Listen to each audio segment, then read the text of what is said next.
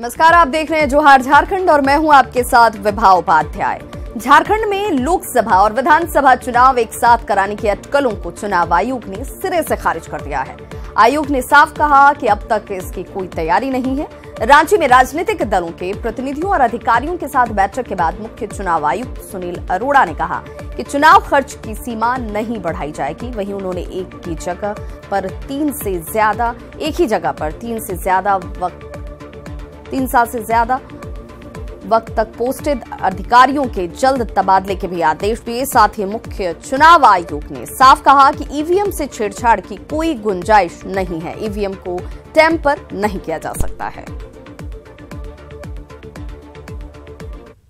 जहां तक लोकसभा और विधानसभा साथ साथ कराने की बात है, हमें भी इसका संज्ञान केवल अखबारों से मिला है, यानी कि आप लोगों से मिला है। हमारे पास इस वक्त तक ना इसकी कोई आधिकारिक सूचना है और ना ही कोई आधिकारिक या इनफॉर्मल जानकारी है कि ईवीएम के बारे में। अब हम देखिए, इस प्रकार की धारणाएं और अवधारणाएं और जो निर्मूल शंकाएं हैं वो बंद करें। 2-3 बातें बड़ी क्लियर हैं। एक तो हमें टेम्परिंग और मेल फंक्शनिंग के बीच अंतर करना होगा। टेम्परिंग एक अलग चीज़ है और मेल फंक्शनिंग एक अलग चीज़ है। मेल फंक्शनिंग तो आप कोई नया पेन लाएं खराब हो सकता है, नई गाड़ी लाएं खराब हो सकती है। और सेकेंडली, ईवीएम लगभग 2 दशकों से हिंदुस्तान में चल रही है। झारखंड में लोकसभा और विधानसभा के चुनाव एक साथ नहीं होंगे। राजनीतिक दलों के प्रतिनिधियों के साथ बैठक में चुनाव आयोग ने यह साफ कर दिया। लोकसभा चुनाव को लेकर रांची में चुनाव आयोग की टीम ने न सिर्फ राजनीतिक दलों के प्रतिनिधियों से रायशुमारी की, बल्कि अधिकारियों से भी चुनाव की तैयारियों को लेकर बात की। रांची में चुनाव आयोग की बैठक, चुनाव की तैयारियों पर चर्चा, सियासी दलों ने दिए सुझाव। लोकसभा चुनाव की तैयारी शुरू हो चुकी है। मुख्य चुनाव आयुक्त सुनील अरोड़ा के नेतृत्व में पहुंची टीम ने झारखंड में लोकसभा चुनाव की तैयारियों की समीक्षा की।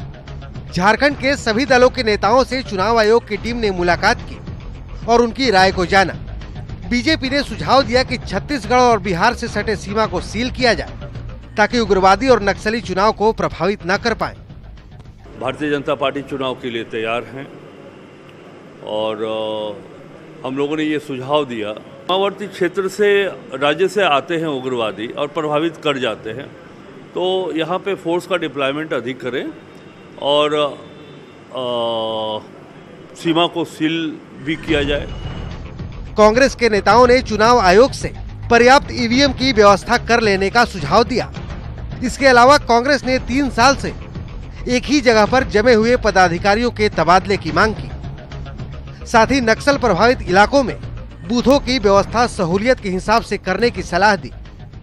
हम लोग साफ शब्दों में कहा कि झारखंड की जो चुनाव निष्पक्ष भय मुक्त होनी चाहिए। झारखंड उग्रवाद क्षेत्र है और हमने बहुत त्रुटियां हम लोग ने देखा है। झारखंड के मुख्य विरोधी दल जेएमएम ने चुनाव संबंधी आदेश को प्राप्त करने के लिए नोडल ऑफिसर की नियुक्ति की मांग की। इसके पीछे पार्टी का तर्क ये है कि सियासी दलों को किसी तरह की इजाजत लेने में दिक्कत नहीं होगी। पहले तो परमिशन के लिए जो दर की ठोकरें न खाना पड़े, उसके लिए एक नोडल अफसर नियुक्त किया जाए, जो डायरेक्ट उनसे हम संपर्क करके ये सारी परमिशन हम ले सकें। चुनाव आयोग की टीम से वाम दलों का एक प्रतिनिधि मंडल मिला। वाम दलों ने शांतिपूर्ण और निष्पक्ष चुनाव को लेकर 7 सुझाव दिए, जिसमें इलेक्टोरल बॉन्ड को रद्द करने, प्राइवेट लोगों को ड्यूटी सर्टिफिकेट जारी करने और दुर्घटना की स्थिति में प्राइवेट लोगों को भी मुआवजा देने का सुझाव शामिल है। चुनाव में जो इलेक्टोरल बॉन्ड का जो लॉन्च किया गया उसको रद्द किया जाए। दूसरा, हम लोगों ने कहा है कि पार्शियल प्रोपोर्शनल यानी समानुपातिक ढंग से चुनाव कराया जाए। जेवीएम ने झारखंड में एक ही फेज में चुनाव कराने की मांग की। साथ ही पार्टी ने खर्च का हिसाब 3 की बजाय 5 दिनों पर देने का प्रावधान करने को कहा। इसके अलावा जेवीएम ने खर्च का हिसाब देने के लिए 30 के बदले 45 दिनों का वक्त मांगा। एक बार यहाँ चुनाव एक ही फेज में हो, जिससे पारदर्शिता हो और कहीं कोई कुछ करने की संभावना नहीं हो, क्योंकि चुनाव प्रभावित होता है। चुनाव आयोग ने नेताओं और अधिकारियों की बातों को गंभीरता से सुना साथ ही साफ किया कि झारखंड में लोकसभा के साथ विधानसभा के चुनाव नहीं होंगे। भुवन किशोर झा, न्यूज़ 18 रांची। झारखंड विधानसभा के 7वें दिन विपक्ष के कटौती प्रस्ताव के बीच ग्रामीण विकास, पथ निर्माण, खाद्य आपूर्ति, वन पर्यावरण और पीएचडी की अनुदान मांग पारित हो गई। कार्रवाई के अंत में विपक्ष ने सदन का बहिष्कार किया। विपक्ष को कई मुद्दों पर आपत्ति थी। मार्क्सिस्ट के अरूप चटर्जी ने कोयलांचल में न्यूनतम मजदूरी के मामले को उठाया और इसके अलावा धनबाद के विधायक राजू सिन्हा ने सॉलिड वेस्ट मैनेजमेंट का मसला उठाया। प्रदीप यादव ने कटौती प्रस्ताव पर सदन में लंबी चर्चा हुई और सीएम रघुवर दास ने स्वच्छता अभियान पर विपक्ष के सवालों का जवाब दिया। सॉलिड वेस्ट मैनेजमेंट जो है वो काफी आवश्यक है। उसको बिजली भी करना है, उसको कंपोस्ट खाद भी बनाना है, तो काफी महत्वपूर्ण वो विषय था, इसलिए मैंने इस विषय को आज उठाया था। हमने पहले ये कहने का प्रयास किया है कि सरकार की योजनाएं कागज के पन्नों पर है। प्रधानमंत्री आवास योजना मात्र अब तक 3 लाख पूरा हुआ है। 25 लाख आवास पूरा करना है। इसको पूरा करने में 15 वर्ष कम से कम लगेंगे। आप 2020 की कल्पना कर रहे हैं। लोगों को कोरी कल्पना दिखाते हैं, लोगों को सपना दिखाते हैं। विपक्ष ने जो कमियां गिनाई, उन कमियों में मुश्किल से 1% दम है। और मैंने आमंत्रित किया विपक्ष को कि आप हमारे कार्यालय में आइए, माननीय विधानसभा अध्यक्ष के चैम्बर में आ जाइए। आप जिन कमी की बात कर रहे हैं उसके बारे में मैं सरकारी कागजात, दस्तावेज सभी दिखाने के लिए तैयार हूं। और एक जो मशीन वाली बात आई उसके बारे में कल एक रिपोर्ट बनाकर मैं विधानसभा के सामने उसको रख दूंगा। जो देश का पहला राज्य झारखंड, जहां हमारी बहनों ने रानी मिस्त्री ट्रेनिंग लेकर शौचालय बनाने का काम किया। इतना ही नहीं, हमारी जल सैया की बहनें शौचालय, जहां 2014 में हमारी विपक्ष के दल के लोग बात कर रहे हैं मात्र 18% में ही शौचालय थे। हमारी झारखंड की जल सैया और रानी मिस्त्री की बहनों से हम 99.9% एडवांस ही पूरा कर लिए। इसके लिए मैं सदन के माध्यम से रानी मिस्त्री, जल सैया की बहनों, झारखंड की 3.25 करोड़ जनता को स्वच्छ भारत के कदम में जो उन्होंने कदम बढ़ाया और स्वच्छता की ओर हम बढ़ रहे हैं। कोई कमी है, त्रुटि है, उसको हम सुधार करेंगे। रांची के तमाड़ में आदिवासी लोहरा अधिकार हुंकार महासम्मेलन का आयोजन किया गया, जिसमें हजारों की संख्या में लोहरा समाज के लोग मौजूद रहे। ये लोग लोहरा समाज को आदिवासी प्रमाण पत्र निर्गत करने की मांग कर रहे हैं। समाज के नेताओं का कहना है कि कार्मिक विभाग के आदेश के बावजूद बीटीओ, सीओ द्वारा जाति प्रमाण पत्र निर्गत नहीं किया जा रहा है। जनजातियों को जानबूझ करके यहाँ के प्रशासनिक तंत्र और राजनेता लोग भी इसमें इन्वॉल्व हैं। इसमें सभी लोग जो है यहाँ पर जाति प्रमाण पत्र देने का काम नहीं कर रहा है। और सबसे बड़ी चीज़ है कि यहाँ के जो लोहरा हैं वो आदिवासी थे और आदिवासी रहेंगे, क्योंकि जितने भी इनके आंदोलन हुए यहाँ के शहादत लोगों को, बिरसा मुंडा का, सिद्धू कानू का, सभी ने जो है औजार सप्लाई किया लोहरा ने। चारा घोटाले में सजा याफ्ता लालू प्रसाद रिम्स में भर्ती हैं। फिलहाल लालू का स्वास्थ्य ठीक है, लेकिन कई बीमारियों से जूझ रहे लालू प्रसाद को पेरी अर्थराइटिस नामक बीमारी ने भी घेर लिया है। इस बीमारी से पूरे शरीर में काफी दर्द होता है। 12 जनवरी को डॉक्टरों ने इससे राहत के लिए अल्ट्रासाउंड डायथर्मी से सेकने की सलाह दी थी, लेकिन रिम्स में अल्ट्रासाउंड डायथर्मी की मशीन खराब है, लिहाजा अब तक मशीन से लालू की सेकाई नहीं हो सकी है। हालांकि प्रबंधन ने जल्द ही मशीन ठीक कर उनका इलाज शुरू करने की बात कही है। कल लोग कहे कि शायद नहीं ठीक हुआ, ठीक नहीं हुआ है। उपलब्ध तो मशीन क्या होता है सर? वो मशीन होता है जैसे कि अल्ट्रासोनिक वेव हुआ या हीट जनरेट करता है, जैसे कि जोड़ों पर उसको लगाने से उसमें अल्ट्रासोनिक वेव से सहायता मिलती है, या गर्म से, जैसे हम लोग बोलते हैं घाव होता है या चोट लगता है तो लोग बोलते हैं सेकिए उसको, तो सेकने से उसमें फायदा होगा। बस यही मशीन है और एक और बगल में स्टेबलाइजर, और यहाँ से का यही है। तो ये कब से खराब है? ये तो हमको बहुत दिन से खराब है। नहीं तो उसको ठीक करने के लिए हम लोगों ने कह दिया 1-2 दिन के अंदर ठीक हो जाएगा, तो सिकाई की जो व्यवस्था है वो हो जाएगी। नहीं बहुत कोई खास महंगा नहीं है, उसका दाम का तो पूरा अंदाजा नहीं है, लेकिन कोई महंगी मशीन नहीं है। राजधानी रांची में कुत्ते का आतंक है। राह चलते लोगों को कब आवारा कुत्ते शिकार बना लें ये कोई नहीं जानता। राजधानी में आवारा कुत्तों के आतंक का अंदाजा इसी से लगाया जा सकता है कि सिर्फ रांची सदर अस्पताल में हर महीने 5 से 6 हजार लोग सिर्फ एंटी रेबीज इंजेक्शन लेने के लिए पहुंचते हैं। और उससे भी बड़ी बात ये कि सिर्फ रांची सदर अस्पताल एंटी रेबीज वैक्सीन पर 1 करोड़ की भारी रकम जो है वो हर साल खर्च करते हैं। देखिए हमारी रिपोर्ट।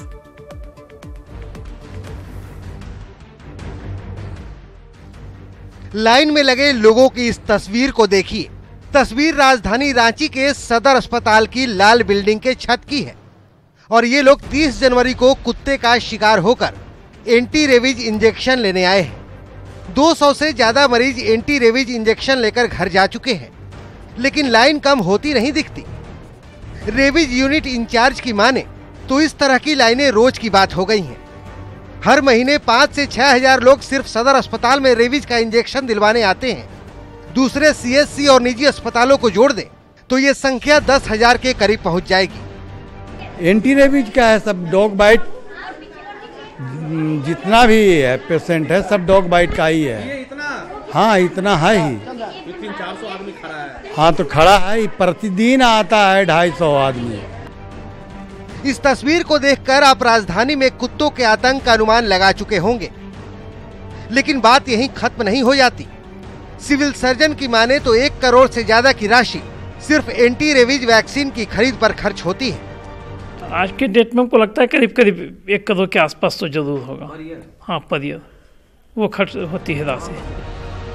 एंटी रेबीज वैक्सीन पर बढ़ते खर्च से परेशान सूबे के स्वास्थ्य मंत्री अब रांची नगर निगम के साथ मिलकर कुत्तों की बढ़ती संख्या और उसके आतंक पर रोक लगाने की बात कहते हैं। बात सही है, हम चाहते हैं कि नगर निगम के साथ बैठकर इसका निराकरण करें। बात सही है, कुत्तों पर कंट्रोल अगर हो जाता है तो हम ऐसे तो मेरा फर्ज बनता है कि अगर कुत्ता काट देता है तो उसको दवा करना ही है, बाकी एक पहला निदान है कि उसको कंट्रोल करना ही बहुत है। ये हालात तब है जब कुत्तों की संख्या रोकने के लिए रांची नगर निगम नसबंदी कार्यक्रम चलाता है। अब सोचिए, एक तरफ नगर निगम कुत्तों की नसबंदी पर करोड़ों रुपए खर्च करता है, तो दूसरी तरफ स्वास्थ्य विभाग एंटी रेबीज पर 1 करोड़ से ज्यादा रुपए खर्च करता है। अगर स्वास्थ्य विभाग और नगर निगम विकास मिलकर आवारा कुत्तों पर काबू पा लें, तो इस रकम का कहीं और रोगियों की भलाई के लिए कहीं और इस्तेमाल हो सकता है। न्यूज़ 18 के लिए रांची से उपेंद्र कुमार की रिपोर्ट। आदिवासी हो समाज की भाषा हो को संवैधानिक दर्जा दिलाने की मांग रेल चक्का जाम करते हुए आज तस्वीरें नजर आई। आदिवासी हो समाज के लोगों ने 5 राज्यों में रेल चक्के को लेकर के तस्वीरें जो दिखी, नाराजगी के तौर पर आज रेल चक्का जाम करते हुए नजर आए। और चाईबासा स्टेशन पर आंदोलनकारियों ने चक्रधरपुर पूरी इंटरसिटी एक्सप्रेस को रोक दिया, जिसके बाद प्रशासन ने कड़ी कार्रवाई करते हुए आंदोलन को खत्म कराया। यहां 100 आंदोलनकारियों को गिरफ्तार किया गया और पूरे जिले में पश्चिमी सिंहभूम में 150 से ज्यादा आंदोलनकारी गिरफ्तार किए गए।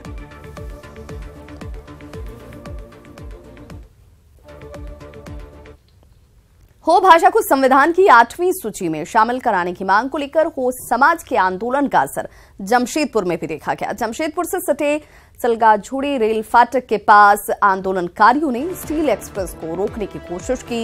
यहां प्रदर्शनकारियों ने जमकर प्रदर्शन किया। प्रदर्शनकारियों ने रेल की पटरियों पर डांस कर अपने विरोध को जाहिर किया। सुरक्षा कर्मियों ने प्रदर्शनकारियों को किसी तरह समझा बुझाकर रेल परिचालन को सामान्य किया।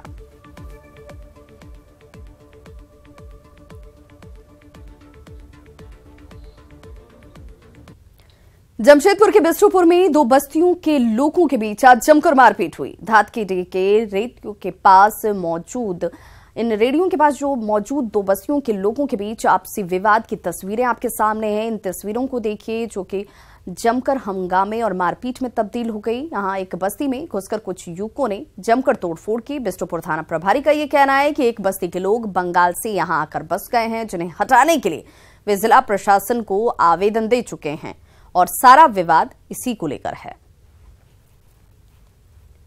सर बैठा हुआ है वहाँ पर, जो है लिख कर दीजिए। वो लोग हल्ला करते हुए चली गई, लिख कर भी नहीं दी। उनके जाने के 5 मिनट के बाद एक दूसरी लेडी जाती है। वो पहले तो एकदम शांत आई और यहाँ थाना में इन करते ही रोना शुरू कर दी। हमको मारा पीटा है। तोड़ फोड़ वही बस्ती का पूरा जाहिद कल पूरा सेटिंग किया, जाहिद सेटिंग किया है। कौन कौन किया? हाँ आज कौन? आज वही लोगों ने किया है। को नाम बताइए ना जी। अरे नाम में रजिया ना क्या फलाना ठिकाना औरत का नाम। धनबाद पुलिस की एक शर्मनाक करतूत सामने आई है। पुलिस ने एक फौजी के पिता की सिर्फ इसलिए पिटाई कर दी क्योंकि वे नशे की हालत में थे और घर जा रहे थे। पुलिस की पिटाई से गंभीर रूप से घायल बुजुर्ग का पीएमसीएच में इलाज जारी है। पिता की हालत देख फौजी ने पुलिस पर कई गंभीर आरोप लगाए हैं।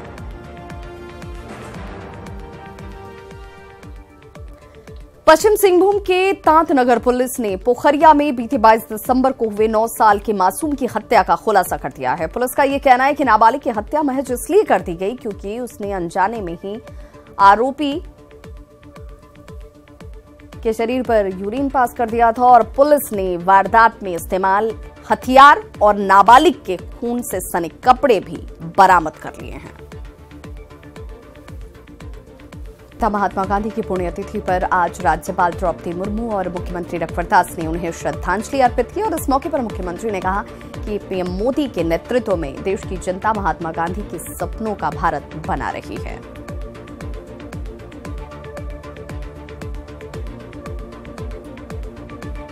आज भी समसामयिक है। राष्ट्रपिता महात्मा गांधी जी ने विश्व को सत्य, अहिंसा और परमो धर्म का जो संदेश दिया, उससे सारा विश्व आज महात्मा गांधी को एक राष्ट्रपिता के रूप में मानते हैं।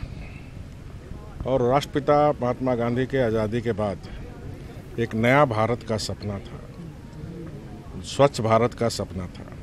वो हमारे आदरणीय प्रधानमंत्री जी नरेंद्र मोदी जी के नेतृत्व में एक नया भारत जो राष्ट्रपिता महात्मा गांधी का भारत होगा, एक स्वच्छ भारत जिसकी परिकल्पना राष्ट्रपिता महात्मा गांधी जी की थी।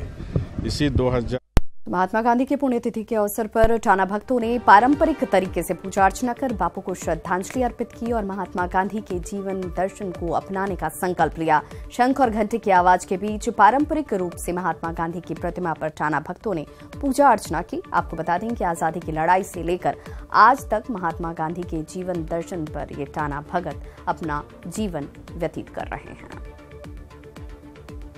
हमारा ये महात्मा गांधी के मेरा विचार और सोचना के हम लोग का जितना भी है सत्य अहिंसा पे चलने वाले राह पर आदमी हम लोग जितने भी टना भगत हुए और लोग हैं वो गांधी जी के विचार पर चलते। तो इस बुलेटिन में बस इतना ही। झारखंड की बाकी खबरों को विस्तार से जानने के लिए आप लॉग ऑन कर सकते हैं news18jharkhand.com।